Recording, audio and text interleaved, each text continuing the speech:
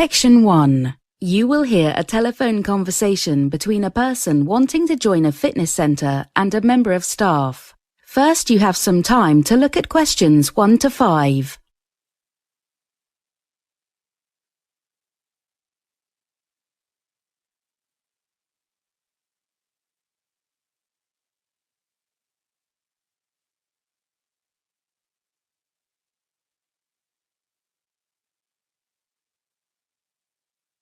Now we shall begin. You should answer the questions as you listen, because you will not hear the recording a second time. Listen carefully and answer questions 1 to 5. Good morning, Best Fitness. Hello, Best Fitness. Help me. I need to get fit. Well then, you've certainly phoned the right place. Here at Best Fitness, we offer a wide range of activities and facilities to help people of all sizes and ages improve their fitness levels. Sounds perfect for me. So, what do I need to do? Well, the first thing is to take some details from you. Wait, have you been a member here before? No, I'm new. In fact, this is the first time I've been to a fitness centre of any kind. No need to worry about that. We'll look after you. So, can I ask your name? Yes, it's Tom Wintle. Ah, like the season. You know I prefer the summer. No, Wintle. W-I-N-T-L-E. Everybody makes that mistake. Oh, okay, sorry about that. Right, got it now. So, why do you want to join Best Fitness? Well, that's actually a bit of a long story. Basically, I've decided to raise some money for charity for personal reasons, and I thought of several things to do, like organise a 24-hour football match or have a cake sale. I see. But then my friends suggested I try and do a charity run, and I thought, yes, that's a great idea. And then I thought, I need to join a gym. Ha, absolutely yes. Okay, that's great. I'm sure we can find the right course of training for you. Apart from that, are you interested in any other activities? What have you got? What haven't we got? There's tennis coaching, spinning. We have a climbing wall too. I think I'll do mountain climbing for the next charity event. But put me down for tennis, definitely. And of course you have a swimming pool? Of course, the biggest in the region. Well, I'll certainly use that too. Great. So just a few more details. Can I get a contact phone number from you? Right, yes, it's not always easy to catch me at work, and my mobile's not working at the moment, so the best thing is to reach me at home in the evening at 3138859. 3138855. No, not 5 at the end, 9. 3138859. Got it. Okay, and we also need your date of birth, please. 13th of January 1977. You said the 13th, not the 30th, right? That's right. Before you hear the rest of the conversation, you have some time to look at questions 6 to 10.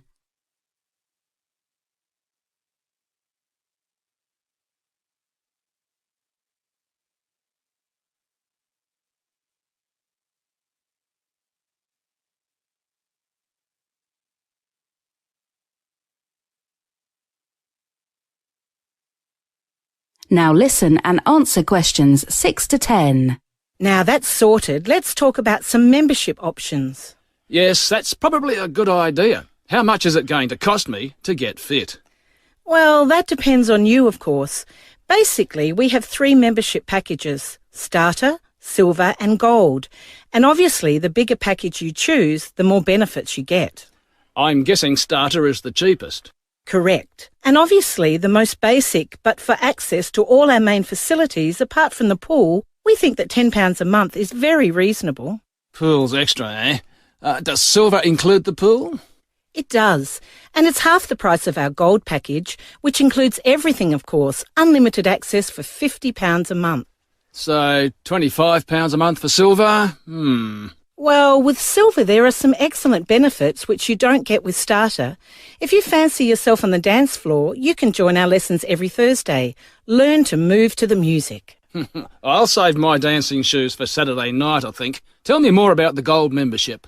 Well, one very exclusive advantage of choosing this package is not only unlimited access to all the facilities, as well as the dance classes I mentioned, but a chance to relax in the club lounge after your session. There are complimentary drinks, and we also have a massage room for those aches and pains. Now that's tempting. Anything else? Yes, with Gold and Silver, we ask you to renew your membership every year, every 12 months to be precise. But people who choose Starter are usually those who are not so serious about training, and obviously we want them to continue, so... It's a 6-month renewal then. Actually, it's 3 months. We think it encourages people to keep coming back. I can see why. One last thing, we have a restaurant on site too. You can get a discount there on other food and drinks. That's included in the Silver package too, I forgot to say. But with Gold, we also offer you one private session with one of our personal trainers. Now that'll really help your training. Ha ha, you're a good saleswoman. But I must say that does sound interesting. Let me have a think and get back to you. No problem. We're always ready at Best Fitness. That is the end of section 1. You now have half a minute to check your answers.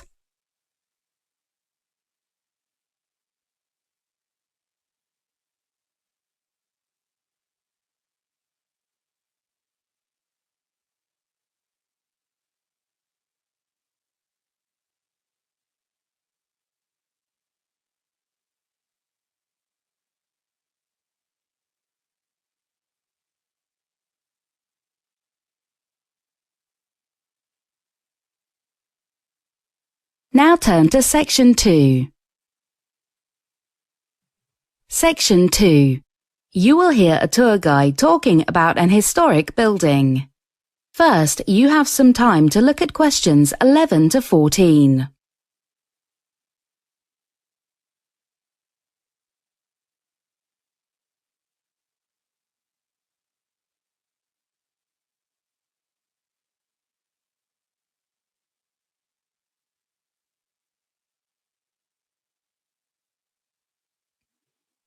Listen carefully and answer questions 11 to 14.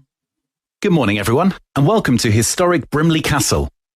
My name is Brian Thomas, and I will be your guide for the duration of this morning's tour. We will be exploring the castle and its grounds from the past to the present, learning about some of the most important events and personalities that have made this site such a unique and wonderful place. So, first of all, a question. Can anyone tell me when the castle was built? Anyone? What's that I heard? 1520? Ha, well, that's what most people think. Actually, that was when it was constructed for a second time after it was burnt down in 1502. No, the original castle was founded on this site in 1482, in the reign of Edward IV. Now, does anyone know why the castle was built in the first place? Well, some of you might have noticed that the castle is positioned not on a hill, but on a relatively flat piece of land near the River Brim, certainly not well protected from invaders.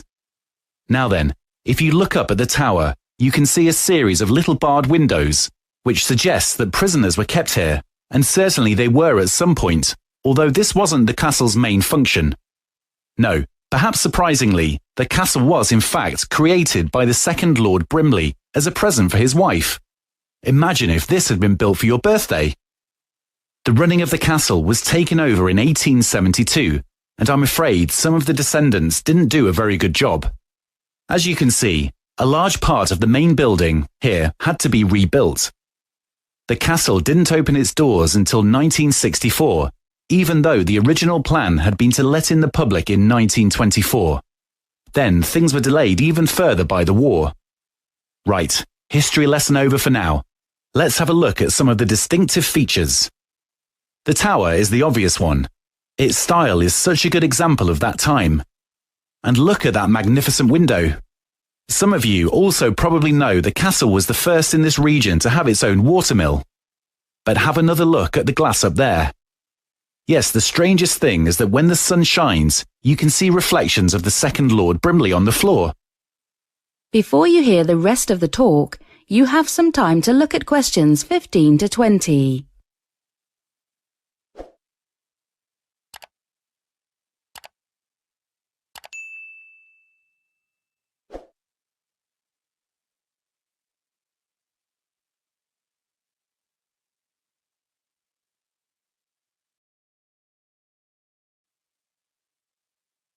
Now listen and answer questions 15 to 20.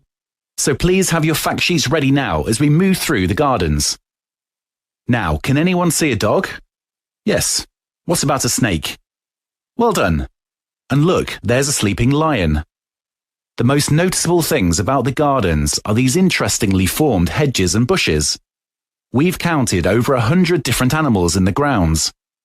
What the gardens themselves are lacking, I'm sure you'll agree, is any kind of distinctive water feature. The mill, of course, used to be a main attraction, but the stream has long dried up, and there are not currently any plans to reroute it. But more excitingly, over the next year, work will start on a river system through the lands, connecting the different ponds. Now, from here, there's an excellent view of the tower, built in 1495. Towers in those days were built in the classic way, 4 sides usually, and sometimes 8. But can anyone tell me something curious about the tower on Brimley Castle? That's right, there are only 3 walls, so it forms a kind of triangle. As you can see, it needs some reconstruction, and work will be underway in the next few months. Over there you see the forest. We hope to finish a full nature survey of the area by next February, but I can tell you there are over 1,000 different plants and tree varieties, and it's also the site of some of our most interesting activities, like nature night walks, and there is also an amazing tree house which pupils from Brimley School put up last year. And finally, we get to what remains of the castle walls, built after the main castle in 1490. They're not very impressive now, but I can tell you that when they were constructed, they ran the whole way round the castle, approximately 12 metres high, in some places even higher than that. Early records state that this part, where we are now, stood an incredible 14 metres, way above the rest. Soon this section will house the wall tea rooms, a perfect place for refreshment. Well, that concludes the tour. I hope. That is the end of section 2. You now have half a minute to check your answers.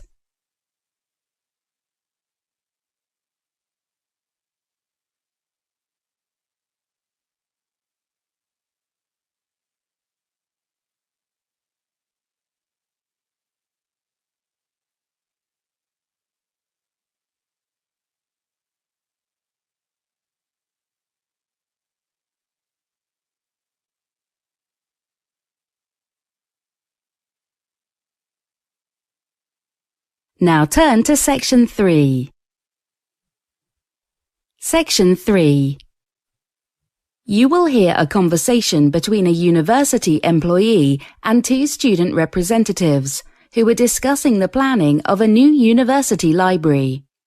First, you have some time to look at questions 21 to 25.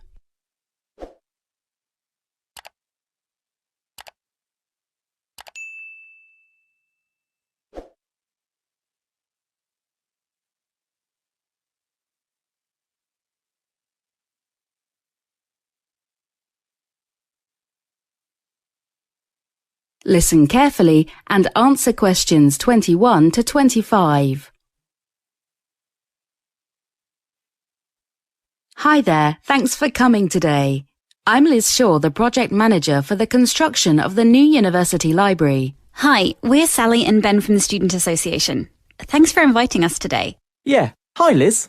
As you know, planning permission for the new site was granted last week, so we are all very excited about that. Yeah, great news. We had a big meeting last week and everyone cheered when it was announced. I think they've all had enough of the old place. Ha, yes, it can get a little chilly in winter. Now we are currently consulting with different interest groups. Obviously, students are going to be the main users of the library, so any thoughts you guys can offer will be extremely valuable. Okay, great. So opening should be in around 9 months. Is that right? Longer than that. About 18 months, isn't it? That's right, Ben, although delays are also possible. Now, I just wanted to go over some of the key points in the document, things that will be of most interest to students. Fire away. Well, perhaps the biggest change for the new library is the open plan design. We basically wanted to get away from having all the rooms separated from each other, that old traditional stuffy library atmosphere.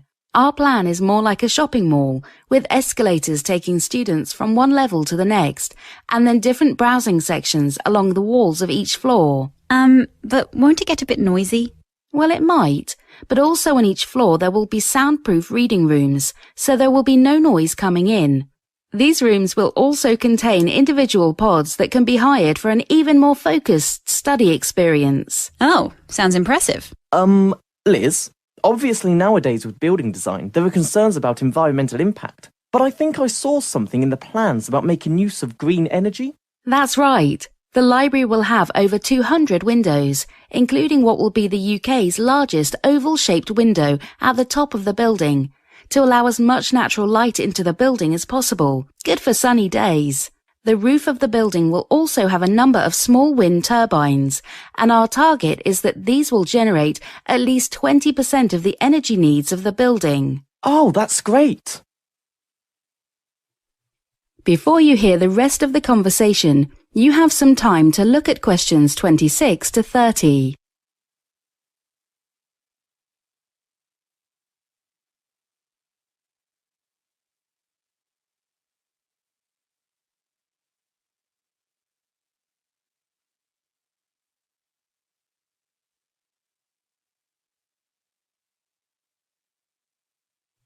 Now listen and answer questions 26 to 30.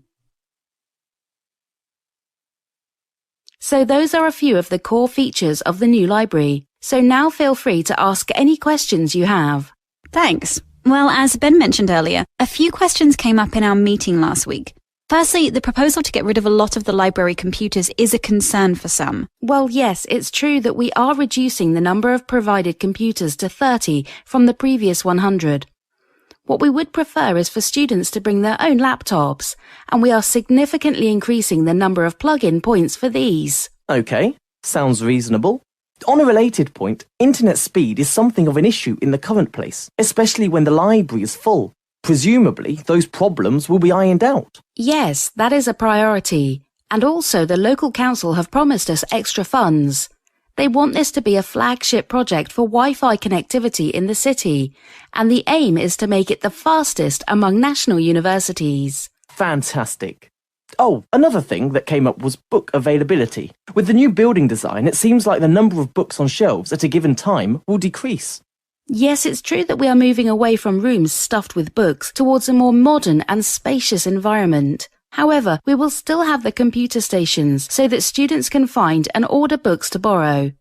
Also, we are developing our digital library considerably. I was just going to ask about digital access. About seating. With the new place being more spacious, will there still be room for chairs and tables? Lots of students like to be near the books when they're studying so they can just get up and grab something. Well, for browsing bookshelves, we are more likely to just be having benches, as our research shows that most users prefer a separation of browsing and study areas. But that's something that can be adjusted if necessary. I also wanted to ask about disabled access, but we are waiting on feedback from a survey sent out to the Equal Access Committee.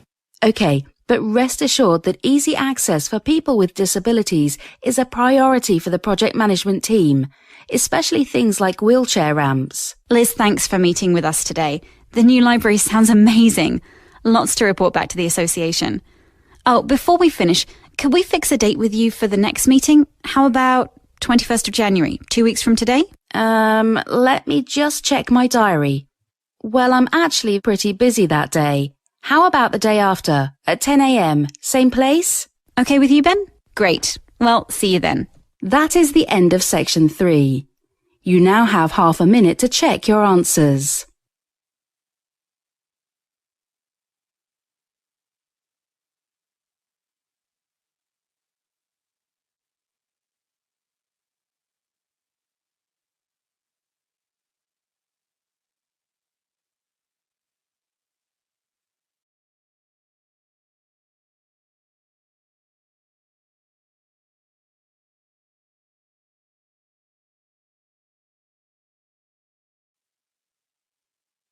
Now turn to section 4. Section 4. You will hear a lecture from Professor about ocean pollution. First, you have some time to look at questions 31 to 35.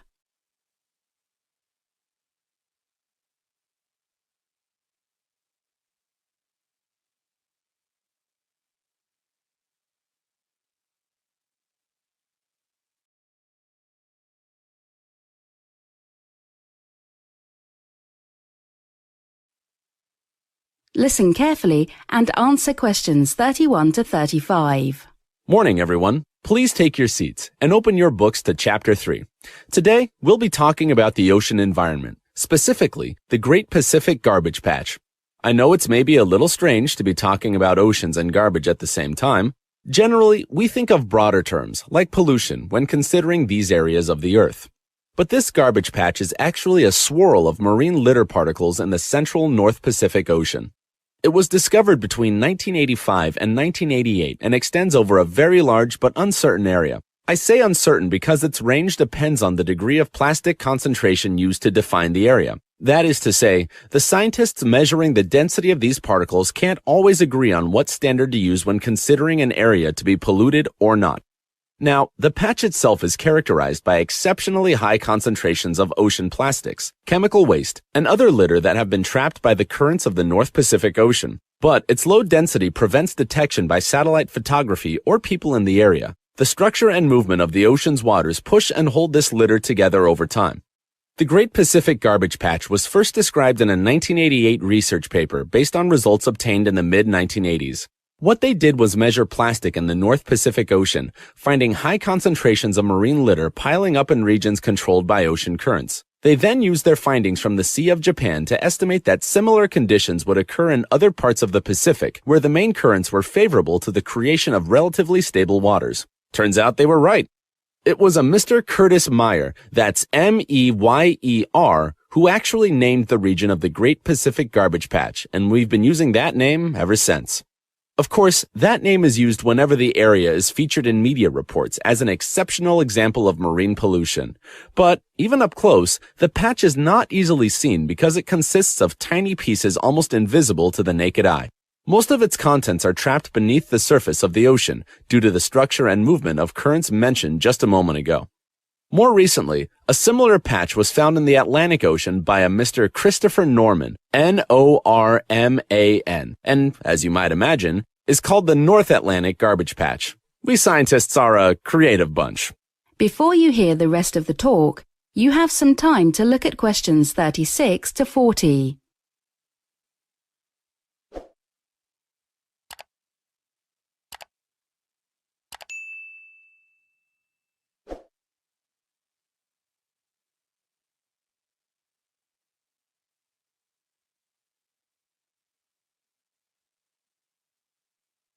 Now listen and answer questions 36 to 40.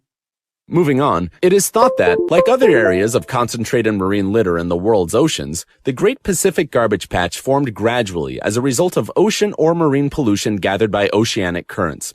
As you can see on page 83 in your books, the garbage patch occupies a large and relatively stable region of the North Pacific Ocean.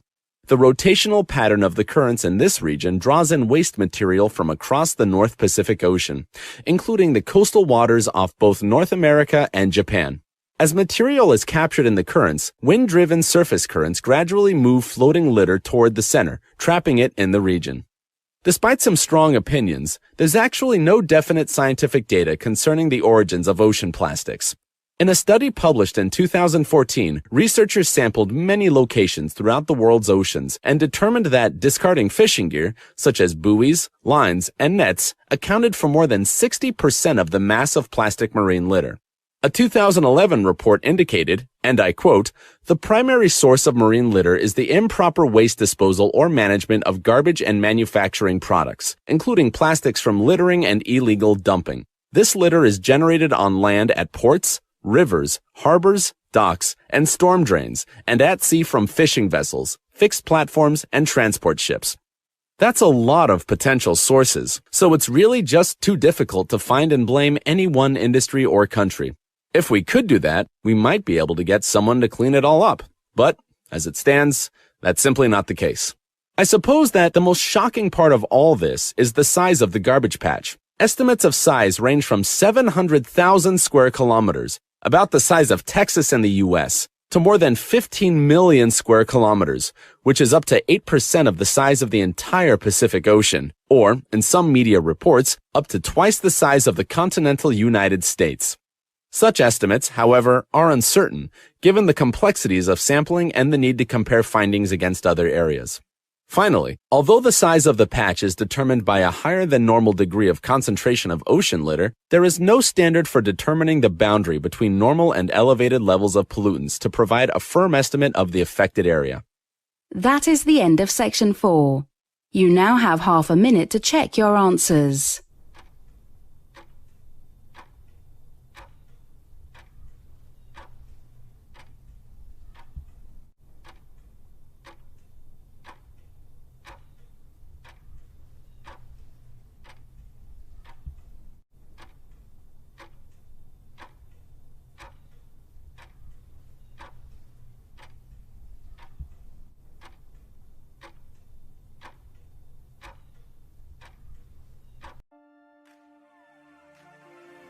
That is the end of the listening test. In the IELTS test, you would now have 10 minutes to transfer your answers to the answer sheet.